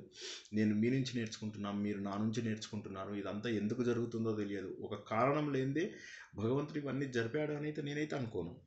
ఎందుకంటే అసలు నేను భాగవతం చెప్పే దీంట్లోనే లేను కదా. లాస్ట్ విష్ణు సహస్రనామం రోజున నాకు అనిపించింది లాభం లేదు, ఒకసారి భాగవతంలో ఉన్న ముఖ్య విషయాలు భగవంతుడి గురించి చెప్తే తప్ప ముందుకెళ్ళేలాగా లేము అని చెప్పి అనిపించింది. అందువల్ల మళ్ళీ మనము ఇందులోకి రావడం అంటూ జరిగిందన్నమాట. ఓకే, జై శ్రీకృష్ణ. ఇంకేమన్నా ప్రశ్నలు, ఎక్కడైనా మీకు ఏమన్నా నచ్చని పాయింట్లు ఏమన్నా ఉంటే చెప్పండి.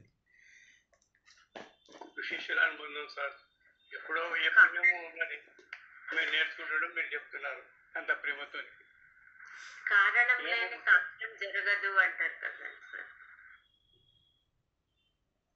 అందుకే అంటున్నాను, ఎందుకు దొరికిందో ఈ అవకాశం మనం అందరం కూడా అవును సార్. అసలు మీకు కాలింది ఆ రోడ్డు అవన్నీ ఉన్నాయని కూడా తెలియదు సార్. అంటే భాగవతంలో బ్రజభూమి అన్న వర్డ్ అయితే నేను విన్నాను. నార్త్ లోనే ఎక్కువ అది prevalent, because probably at side ఉంది కనుక. బట్ దాని తాలూకా ఇంపార్టెన్స్ అన్నది చాలా చక్కగా మీరు వివరించి చెప్పారు. ఆ కాలింది అన్నది ఆ యమునా నది అవంతా, అంటే యమునా ఏదో అనుకుంటాం, కానీ దీని వెనకాల ఎంత ఉన్నది అన్నది ఆమె ఏమోనే వీళ్ళకి డైరెక్షన్ ఇవ్వడం. అంటే ఉద్ధవుడి దగ్గరికి వెళ్ళండి, ఆయన కృష్ణ స్వరూపం, ఆయన చెప్తాడు మీకు అని ఫస్ట్ ఆవిడ బోధన చేస్తుంది. ఆవిడ చెప్పగానే ఎంత చక్కగానో ఈ గోపికలు విని అంటే ఈగర్ గా వెయిట్ చేస్తుంటారు అక్కడ దాకా వెళ్ళడానికి. ఇవన్నీ చాలా ఇప్పుడు ఇంకా రేపు ఇంకా బాగుంటుంది. అర్థమైంది సార్ నాకు. ఇంతకు ముందు మీరు చెప్పారు సార్, మీరు ముందు చెప్పారు విన్నాను, కానీ నాకేమీ అంటే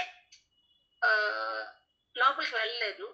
ఇప్పుడు చాలా చక్కగా చాలా క్లారిటీ వచ్చింది sir. Thank you so much. జై శ్రీకృష్ణ సార్. సార్ మామేకం శరణం వ్రజ అంటారు కదా, అంటే నన్ను మాత్రమే శరణ పొందు అని. వ్రజము అంటే వ్యాప్తి అని చెప్పి ఉండడము అని మీనింగ్ అన్నమాట. వ్రజము అంటే వ్యాప్తి చెందు. మమ ఏకం నన్నొక్కనే.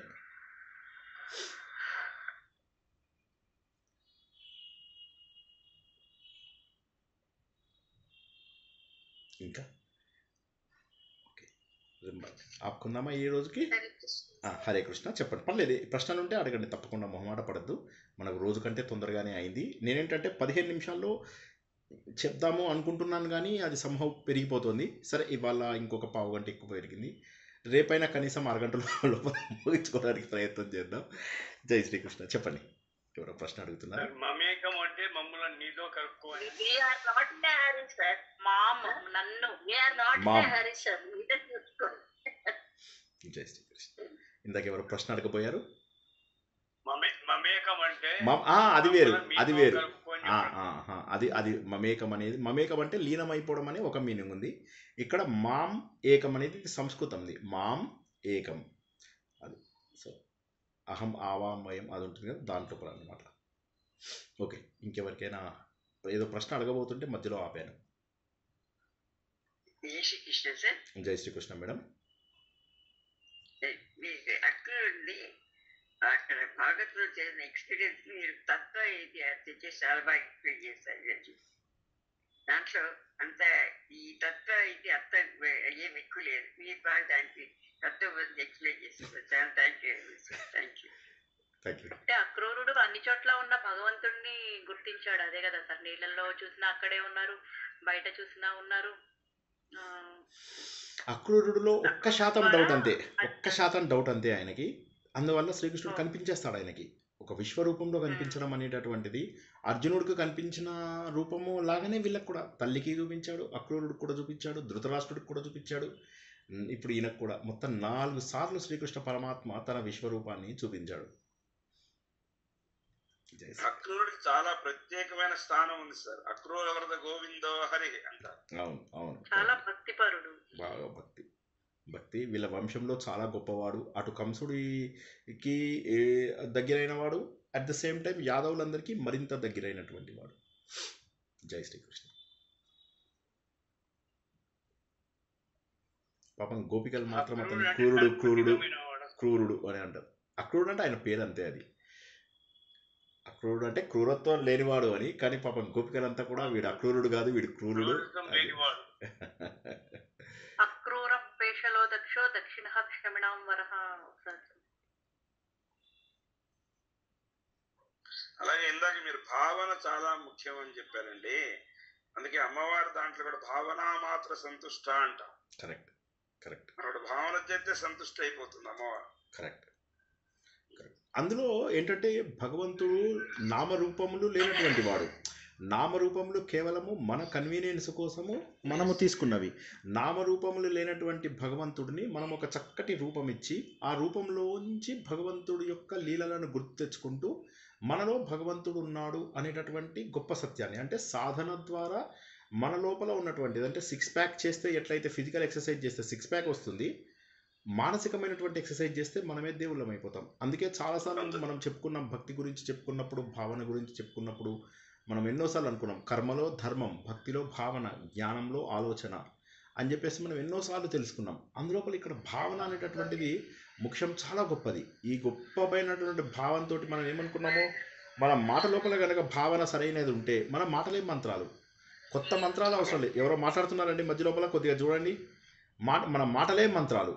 అదేవిధంగా మనం తాగేటటువంటి నీళ్ళల్లో కనుక భక్తి ఉంటే, ఇది నీళ్లు కావు, ఇవి భగవంతుడి యొక్క తీర్థం అనుకుంటే అవే తీర్థం. అంతే కదా. ఇప్పుడు ఎటువంటి బాధ లేకుండా మీరు ఎంతో కష్టమైన యాత్రలు జనాలు ఎలా చేయగలుగుతారు? ఒక భగవంతుడి పైన భావన ఉన్నప్పుడు కష్టాలు అనిపించవు. ఎంతో కష్టమైన యాత్రలు, ఇంట్లోపల ఈ పుల్లను, పూజిక పుల్లను అక్కడ పెట్టని వాళ్ళు కూడా పెద్ద పెద్ద యాత్రలు ఎలా చేయగలుగుతారు? ఆ భక్తి అనేటటువంటి భావన. దాన్ని ఇంగ్లీష్ లోపల చెప్తారనమాట, ఫెయిత్ మూవ్స్ మౌంటైన్స్ అని చెప్పి. అంటే నమ్మకము పర్వతాలను కదిలించవేస్తుంది అని. ఆ నమ్మకం గుర్తుంచుకోండి. ప్రపంచం అంతా కూడా ఒక ఉల్లంఘించలేనటువంటి విశ్వ చైతన్యంతో ఉన్నది. ఆ విశ్వ చైతన్యంని మనం భగవంతుడు అనేటటువంటి చక్కటి రూపంలో హిందూ ధర్మం లోపల ఇచ్చారు మనకు. ఆ ఇచ్చిన దాన్ని సాధించడానికి ఎన్నో మార్గాలు ఉన్నాయి. అయితే వాటికి సాధన లోపల అన్నిటికంటే ముఖ్యమైనటువంటిది వైరాగ్యము. ఒక స్థాయి తర్వాత వైరాగ్యము. దేహ భావన, ఈ దేహంతో ఏర్పడిన బంధములపైన భావన పోయే వరకు స్థూల దృష్టి పోదు.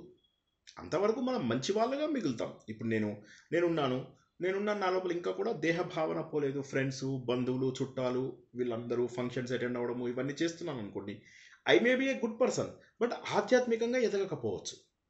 కానీ ఆధ్యాత్మికంగా ఎదగాలి అంటే ముందు బయట నుంచి తగ్గించుకుంటూ రావాలి. ఇదే మనం ఉపదేశ స్థానంలో నేర్చుకున్నాం. ముందు బయట ప్రపంచాన్ని తగ్గించుకుని అంతర్ముఖులం కావాలి. అంతర్ముఖులమైన తర్వాత మాత్రమే మనకు అర్థమవుతుంది ఏంటంటే ఇంత బాగుంటుందా లోపల, ఇంత అందంగా ఉంటుందా, ఇంత ఆనందంగా ఉంటుందా.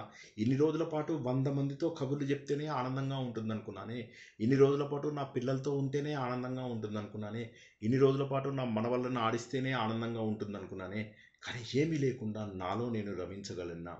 దీన్నే భగవంతుడికి పేరు పెట్టాము ఆత్మారాముడు అని చెప్పేసి. ఆత్మారాముడు, ఆప్త కాముడు అని చెప్పేసి నిన్న మనము వాటికి భగవంతుడి యొక్క డిస్క్రిప్షను కాళింది రూపం లోపల తెలుసుకున్నాం. కాబట్టి మనము మన లోపల మనము రమించాలి. రాముడు అంటే కూడా అదే, రమింపచేసేది రాముడు. సో కాబట్టి మనలో మనము ఏకాంతంగా ఆనందంగా ఉండగలిగేటటువంటి స్థాయికి రావాలి.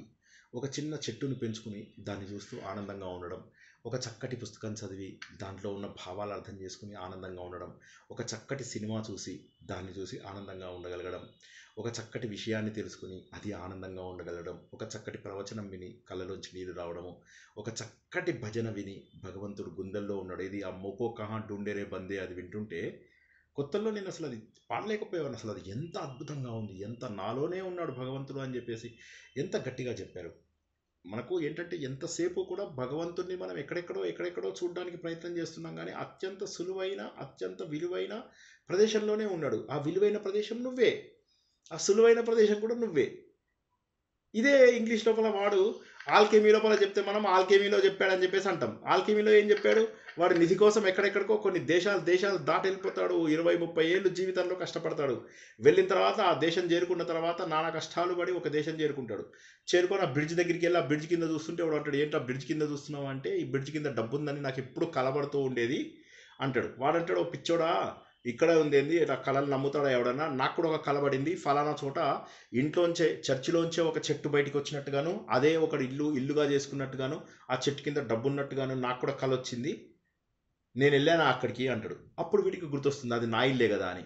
అప్పుడు దబదబ నానా కష్టాలు పడి మళ్ళీ వెనక్కి వెళ్తాడు. అది ఒక 10 ఏళ్ళు పడుతుంది. ఇంటికి వెళ్ళి తను చూసి తవ్వేసరికి ఆ చెట్టు కింద నిధి దొరుకుతుంది. సో నిధి ఎక్కడో వెతికి ఇక్కడ మళ్ళీ తెలుసుకోవాలి. యాత్రలు ఎందుకు చేస్తాము, ప్రకృతి శక్తులన్నింటిలో కూడా భగవంతుని గుర్తించి అది నాలోనే ఉంది, ఈ వెతుకుతున్న అన్ని వస్తువులు నాలోనే ఉన్నాయి అని చెప్పి తెలుసుకోవడానికి యాత్రలు. ఎందుకు నీళ్ళలో మునుగుతాం, ఇవన్నీ వీటిలో ఉన్నటువంటి ప్రకృతిలో ఉన్నటువంటి పవిత్రతను గుర్తించి ఆ పవిత్ర భావాలన్నీ నాలోనే ఉన్నాయి, ఈ చెట్లు చేమలు నాలోనే, పంచభూతాలు ఏవైతే నేను బయట చూస్తున్నానో ఆ పంచభూత భావనలన్నీ కూడా తీర్థయాత్ర క్షేత్రయాత్రలు ఏవైతే చేస్తున్నానో అందులో ఉన్నవన్నీ కూడా నాలోనే ఉన్నాయి, ఇంకెక్కడో లేవు అన్న సత్యాన్ని గుర్తించడం కోసమనే ఇవన్నీ చేస్తూ ఉంటాం. మనము చేసి మనలో ఉన్నటువంటి ఆ భగవంతుణ్ణి ఒకసారి గుర్తించిన తర్వాత ఇక మళ్ళీ వెనకకి వెళ్ళిపోయే అవకాశం లేదు. కాబట్టి బంధాలలో ముఖ్యమైన బంధాలని మెయింటైన్ చేసుకుంటూ, ముఖ్యమైన అంటే పిల్లల వరకు, మ్యాక్సిమం భార్య పిల్లల వరకు, ఇక అక్కడతో ఆపేయాలి. ఇక పిల్లల పెళ్ళిళ్ళు చేశాము, మళ్ళీ వాళ్ళ బాధ్యతలు, మళ్ళీ వాళ్ళు వచ్చారు వాళ్ళ బాధ్యతలు. నాకు ఎంతో ప్రాణ స్నేహితుడు ఆయన, తన మనవడు గురించి, ఆయన మరి అద్వైతి కూడా, అలాంటిది ఆయన తన మనవడి గురించి తనకు ఉద్యోగం ఇప్పించడం గురించి తను ఎన్ని రోజుల పాటు వేదన పడ్డాడో నాకు తెలుసు. అంటే ఒకసారి అందులోకి వెళ్ళిపోతే ఆ మనవళ్ళు మనవరాళ్ళు ముని మనవళ్ళు వీళ్ళు వాళ్ళు అందులోకి వెళ్ళిపోతాం. ఇంకా వెళ్ళిపోయిన తర్వాత ఏమవుతుంది, ఏదో ఒక ఫైన్ డే ప్రపంచాన్ని వదిలేసి వెళ్ళిపోతాం. అప్పుడు ఎవడు మనవడు ఎవడు కొడుకు ఎవడు ఇది. కాబట్టి ఏ పర్పస్ కోసం వచ్చామో ముందు ఆ పర్పస్ ఏంటో తెలుసుకొని మనం ఎందుకు పుట్టామో అంటే భగవంతుణ్ణి వెతుక్కోవడంలో మాత్రమే ఆనందం ఉన్నది. చిన్నప్పుడు నేను న్యూ ఇయర్కి గ్రీటింగ్ కార్డ్స్ కొనేవాడిని. ఆ కొంటున్నప్పుడు ఒకసారి ఏమైందంటే ఒక గ్రీటింగ్ కార్డు కనిపించింది. అందులో ఏంటంటే ఒక వ్యక్తి వెతుకుతూ ఉంటాడు, పైన అన్ని చెట్లు అన్నమాట. ఆ చెట్లలో వెతుకుతూ ఉంటే ఎక్కడో వెలుతురు కనిపిస్తూ ఉంటుంది అనమాట. సూర్యుడి యొక్క కిరణాలు కొన్ని చోట్ల మాత్రమే పడుతూ ఉంటాయి. అందులోపల రాసుందనమాట, భగవంతుని వెతకడంలోనే నిజమైన ఆనందం ఉంది అని. నేను అప్పుడు ఇంజనీరింగ్లో ఉన్న టైము, నాకు భగవంతుడి వైపు అంత టర్నింగ్ లేదు, కానీ నాకు అది ఎందుకో నచ్చింది. ఆ ఒక్క గ్రీటింగ్ కార్డు మాత్రం నేను ఉంచుకొని ఇంకెవరికి ఇవ్వాల. ఆ గ్రీటింగ్ కార్డు నా దగ్గర ఉంది, అది ఎవరికి ఇచ్చుకోలేదు, మిగతావన్నీ అందరికి ఇచ్చాను. సో ఇప్పుడు అర్థమవుతుంది నాకు అది ఏంటంటే, ఎస్, భగవంతుడిని వెతకడంలోనే నిజమైనటువంటి ఆనందం ఉన్నది. ఆ భగవంతుడు ఎవరో కాదు, నా హృదయంలో ఉన్నాడు. ఆయన యొక్క అంశతోటే ఈ ప్రపంచమంతా కూడా నడుస్తుంది. ఇది అంటే నేనేమంటున్నానంటే ఆలోచన, నిరంతరం ఆలోచననే మిమ్మల్ని అన్వేషణ అంటారు. ఆ నిరంతర ఆలోచననే అన్వేషణ. అన్వేషణ అంటే భూతద్దం పట్టుకొని వెతకడం కాదు, స్థూల దృష్టితో వెతకడం కాదు, సూక్ష్మ దృష్టితో వెతకడము. సూక్ష్మ దృష్టితో వెతకడానికి భగవంతుడు మనకిచ్చిన ఓ ఏకైక ఇంద్రియము ఇంకా పశువులకి ఇవ్వాల. మళ్ళొకసారి చెప్తున్నా, ఇది తప్ప మనకి ఇంకా వేరేది ఏమీ లేదు. భగవంతుడిని తెలుసుకోవడానికి ఇది ఒక్కటే. ఇది ఉన్న వాళ్ళందరికీ తెలుస్తుంది. జై శ్రీకృష్ణ. ఎవరో ఏదో మాట్లాడబోతున్నారు. ఏకైక సాధనం మనిషికి ఇచ్చిందంటే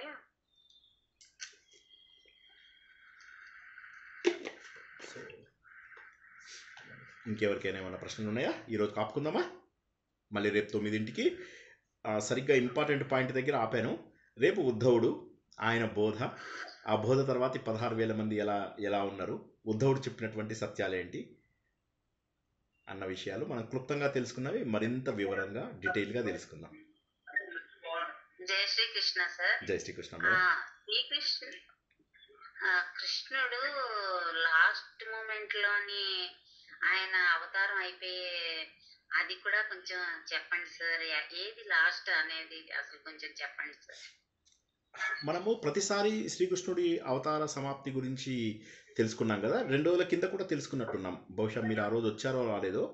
శ్రీకృష్ణుడి యొక్క అవతార సమాప్తి సాత్యకి తర్వాత కృతవర్మ మధ్య పోరాటంతో మొదలవుతుంది. కృతవర్మ కౌరవుల వైపు పోరాడినవాడు, సాత్యకి పాండవుల వైపు పోరాడినవాడు. అశ్వత్థామతో కలిసి కృతవర్మ పాండవులందరినీ, ఉపాండవులను, తర్వాత పాండవుల యొక్క సైన్యాన్ని అందరూ పడుకున్న సమయంలో చంపుతాడు. ఆ తర్వాత చాలా రోజుల తర్వాత వీళ్ళందరూ ఒకరోజు కూర్చొని పార్టీ చేసుకుంటూ ఉంటారు ఈవినింగ్, యాదవులందరూ కలిసి. ఆ సమయం లోపల ఏమవుతుందంటే ఈయనకు జ్ఞాపకం వస్తుంది సాత్యకి. ఆ రోజు నువ్వేం చేసావు, వెళ్ళి వాడిని చంపలేదా, మొత్తం అశ్వత్థామతో కలిసి అందరినీ చంపేశావు పాండవులని. అప్పుడు ఈయన ఇదా అని చెప్పేసి కోపం వస్తుంది. ఇద్దరు మాట వస్తాయి. సాత్యకి కృతవర్మ తలకాయ నరికేస్తాడు. కృతవర్మ ఫ్రెండ్స్ అందరూ వచ్చి సాత్యకి తలకాయ నరికేస్తారు. వాళ్ళలో వాళ్ళు కొట్టుకుంటారు. ఒక్కళ్ళు మిగలకుండా అందరూ చనిపోతారు. అప్పుడు బలరాముడు వెళ్ళి తన అవతారాన్ని చాలిస్తాడు. శ్రీకృష్ణ పరమాత్మకేమో ఆ బాణం తగులుతుంది. సాంబుడి కడుపున ముసలం అని అంటారు కదా, ఆ ముసలం రావడము, ఆ ముసలము ఒక చిన్న బాణంలాగా తయారవడము. అంటే సాంబుడు అని చెప్పేసి శ్రీకృష్ణుడికి ఒక కుమారుడు ఉంటాడు అనమాట. అతనికి వేషం వేయించి ఋషుల దగ్గరికి తీసుకెళ్తారు. ఈయనకి ఎవరు పుడతారు, ఆడనా మొగనా, ఈయనకి ఎవరు పుడతారు, ఆడనా మొగనా అని, కడుపుంది ఈమెకి అని చూస్తారు. వాళ్ళు గుర్తించి నవ్వుతారు. నవ్వి, ఓహో నువ్వు ఇలా చెప్తావా, సరే వీడి కడుపున ముసలం ఉంటుంది, ఆ ముసలం మొత్తం మీ వంశాన్నంతా నాశనం చేస్తుంది అని. అది ఆ శాపం వల్ల ఏమవుతుందంటే ఆ ముసలం అనేది రావడము, అతని తొడలోంచి ముసలం పుట్టడము. ఆ ముసలంని వీళ్ళు ఏం చేస్తారంటే ముక్కలుగా చేసేసేసి, చిన్న పీసెస్ లాగా చేసేసేసి సముద్రంలో కలిపేస్తారు. కలిపినా కూడా దాన్ని ఒక బాణం కొట్టేవాడు దొరకడము, ఆ చిన్న కొన ఏదైతే ఉంటుందో ఆ చిన్న కొనని తన బాణంకి పెట్టుకుంటాడనమాట. పెట్టుకుని ఏం చేస్తాడు, ఒకరోజు శ్రీకృష్ణుడు వీళ్ళందరూ వంశమంతా నాశనం అయిన తర్వాత శ్రీకృష్ణుడు చెట్టు కింద కూర్చొని యోగాని మైత్రేయుడికి నేర్పించి తన అవతారం సాధించాలని చెప్పి ఆలోచిస్తూ ఉంటాడు. ఆ సమయం లోపల ఆ బాణం వచ్చి ఆయన పాదంకి తగలడము. ఎందుకంటే వాడేమనుకుంటాడంటే అదొక లేడీ అనుకుంటాడు, ఒక జింక అనుకొని, జింక నోరు అనుకుంటాడు. ఆయన పాదంను చూసి బాణం వేస్తాడు. బాణం వేయగానే అప్పుడు ఆ బాణం తగిలేసి శ్రీకృష్ణుడు అవతారం సాధించే సమయం అయిందని చెప్పి చెప్తాడు. వాడు ఎంతో ఏడుస్తాడు. కానీ ఏడ్చినా అంటాడు, నువ్వు ఏడవలసినటువంటి అవసరం లేదు, ఇది నేను అవతారం సాధించాల్సిన సమయం వచ్చింది అని చెప్పి చెప్తాడు. సరేలేండి, మళ్ళీ ఎప్పుడైనా వివరంగా తెలుసుకుందాం. బట్ అది బేసికల్గా. ఇదే సమయంలో అర్జునుడిని కూడా పిలిపిస్తాడు. అర్జునుడు వచ్చే లోపలే, అర్జునుడు వచ్చి వీళ్ళ ఊర్లో వాళ్ళందరినీ తీసుకొని వెళ్ళడానికి అర్జునుడు వస్తాడు. వచ్చేటప్పుడు శ్రీకృష్ణుడు ఇంకా అవతారం సాధించాడు.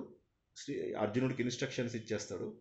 ఇచ్చిన తర్వాత అర్జునుడు ఇన్స్ట్రక్షన్స్ తీసుకుని ఆడవాళ్ళని, పిల్లల్ని అందరినీ సిద్ధం చేసి డబ్బంతా రెడీ చేసుకుని వెనక్కి వచ్చేసరికి శ్రీకృష్ణుడి యొక్క శరీరం మాత్రం కనిపిస్తుంది.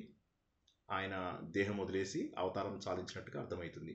అప్పుడు దుఃఖాన్ని మింగుకుంటూ వెనక్కి వెళ్ళి ఆ పిల్లవాడు ఎవడైతే శ్రీకృష్ణుడి మునిమన్మడు బేబీ ఉంటాడో, 8 years పిల్లోడు, అతన్ని తీసుకెళ్ళి మధుర నగర్కి రాజుని చేస్తారు అన్నమాట. అది క్లుప్తంగా చాలా సూపర్ ఫాస్ట్గా చెప్పాలంటే అది. జై శ్రీకృష్ణ. సార్, కృష్ణుడిని దహనం చేసినప్పుడు ఆయన హృదయం ఒక్కటే కాదు, అది నదిలో తేలుతూ ఉంటుంది.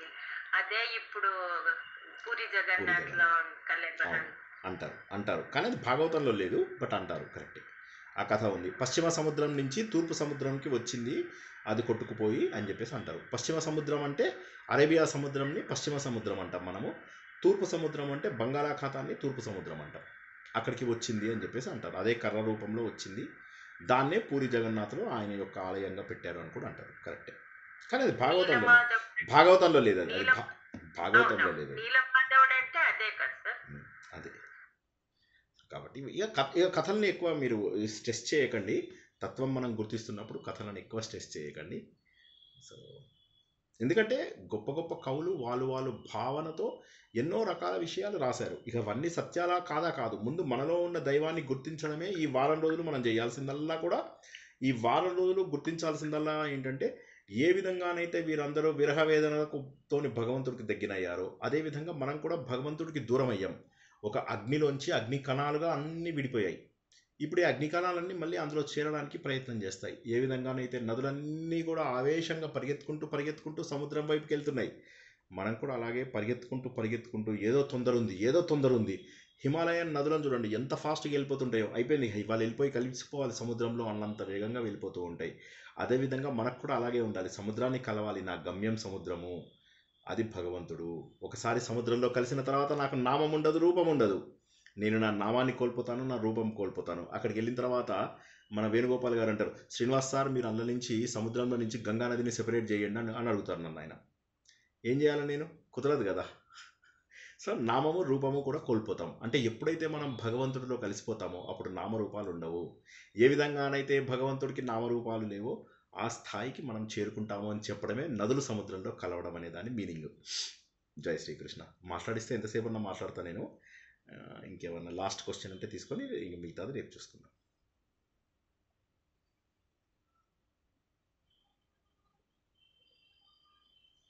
అందరిలో కూడా ఆత్మశోధన జరగాలని, ఆ ఆలోచనలని భగవంతుడి వైపుకు పెట్టాలని, నిరంతరము ఈ వారం రోజుల పాటు నిరంతరము కూడా ఇదే ప్రవచనాలని వింటూ తన్మయత్వంలో మునిగిపోవాలని, భగవంతుడికి మరింత చేరువవ్వాలని, దొరికిన ఈ ఒకే ఒక చివరి అవకాశాన్ని అందరూ కూడా సద్వినియోగపరచుకుంటారని, ప్రాపంచిక విషయాలకు ఎక్కువ శ్రద్ధ ఇవ్వరని, అనవసరమైన విషయాల కోసము, కనిపించనేటువంటి ఎండమావుల కోసము పాటుపడుతూ ఉన్న జీవితాన్ని నాశనం చేసుకోరని ఆశిస్తూ ఈరోజు ప్రవచనాన్ని ఇక్కడికి మనం ముగించుకుందాం.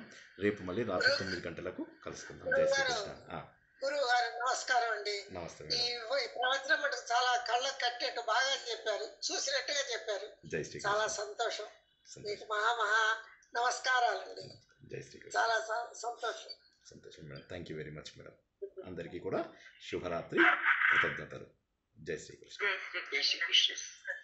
జై శ్రీకృష్ణ.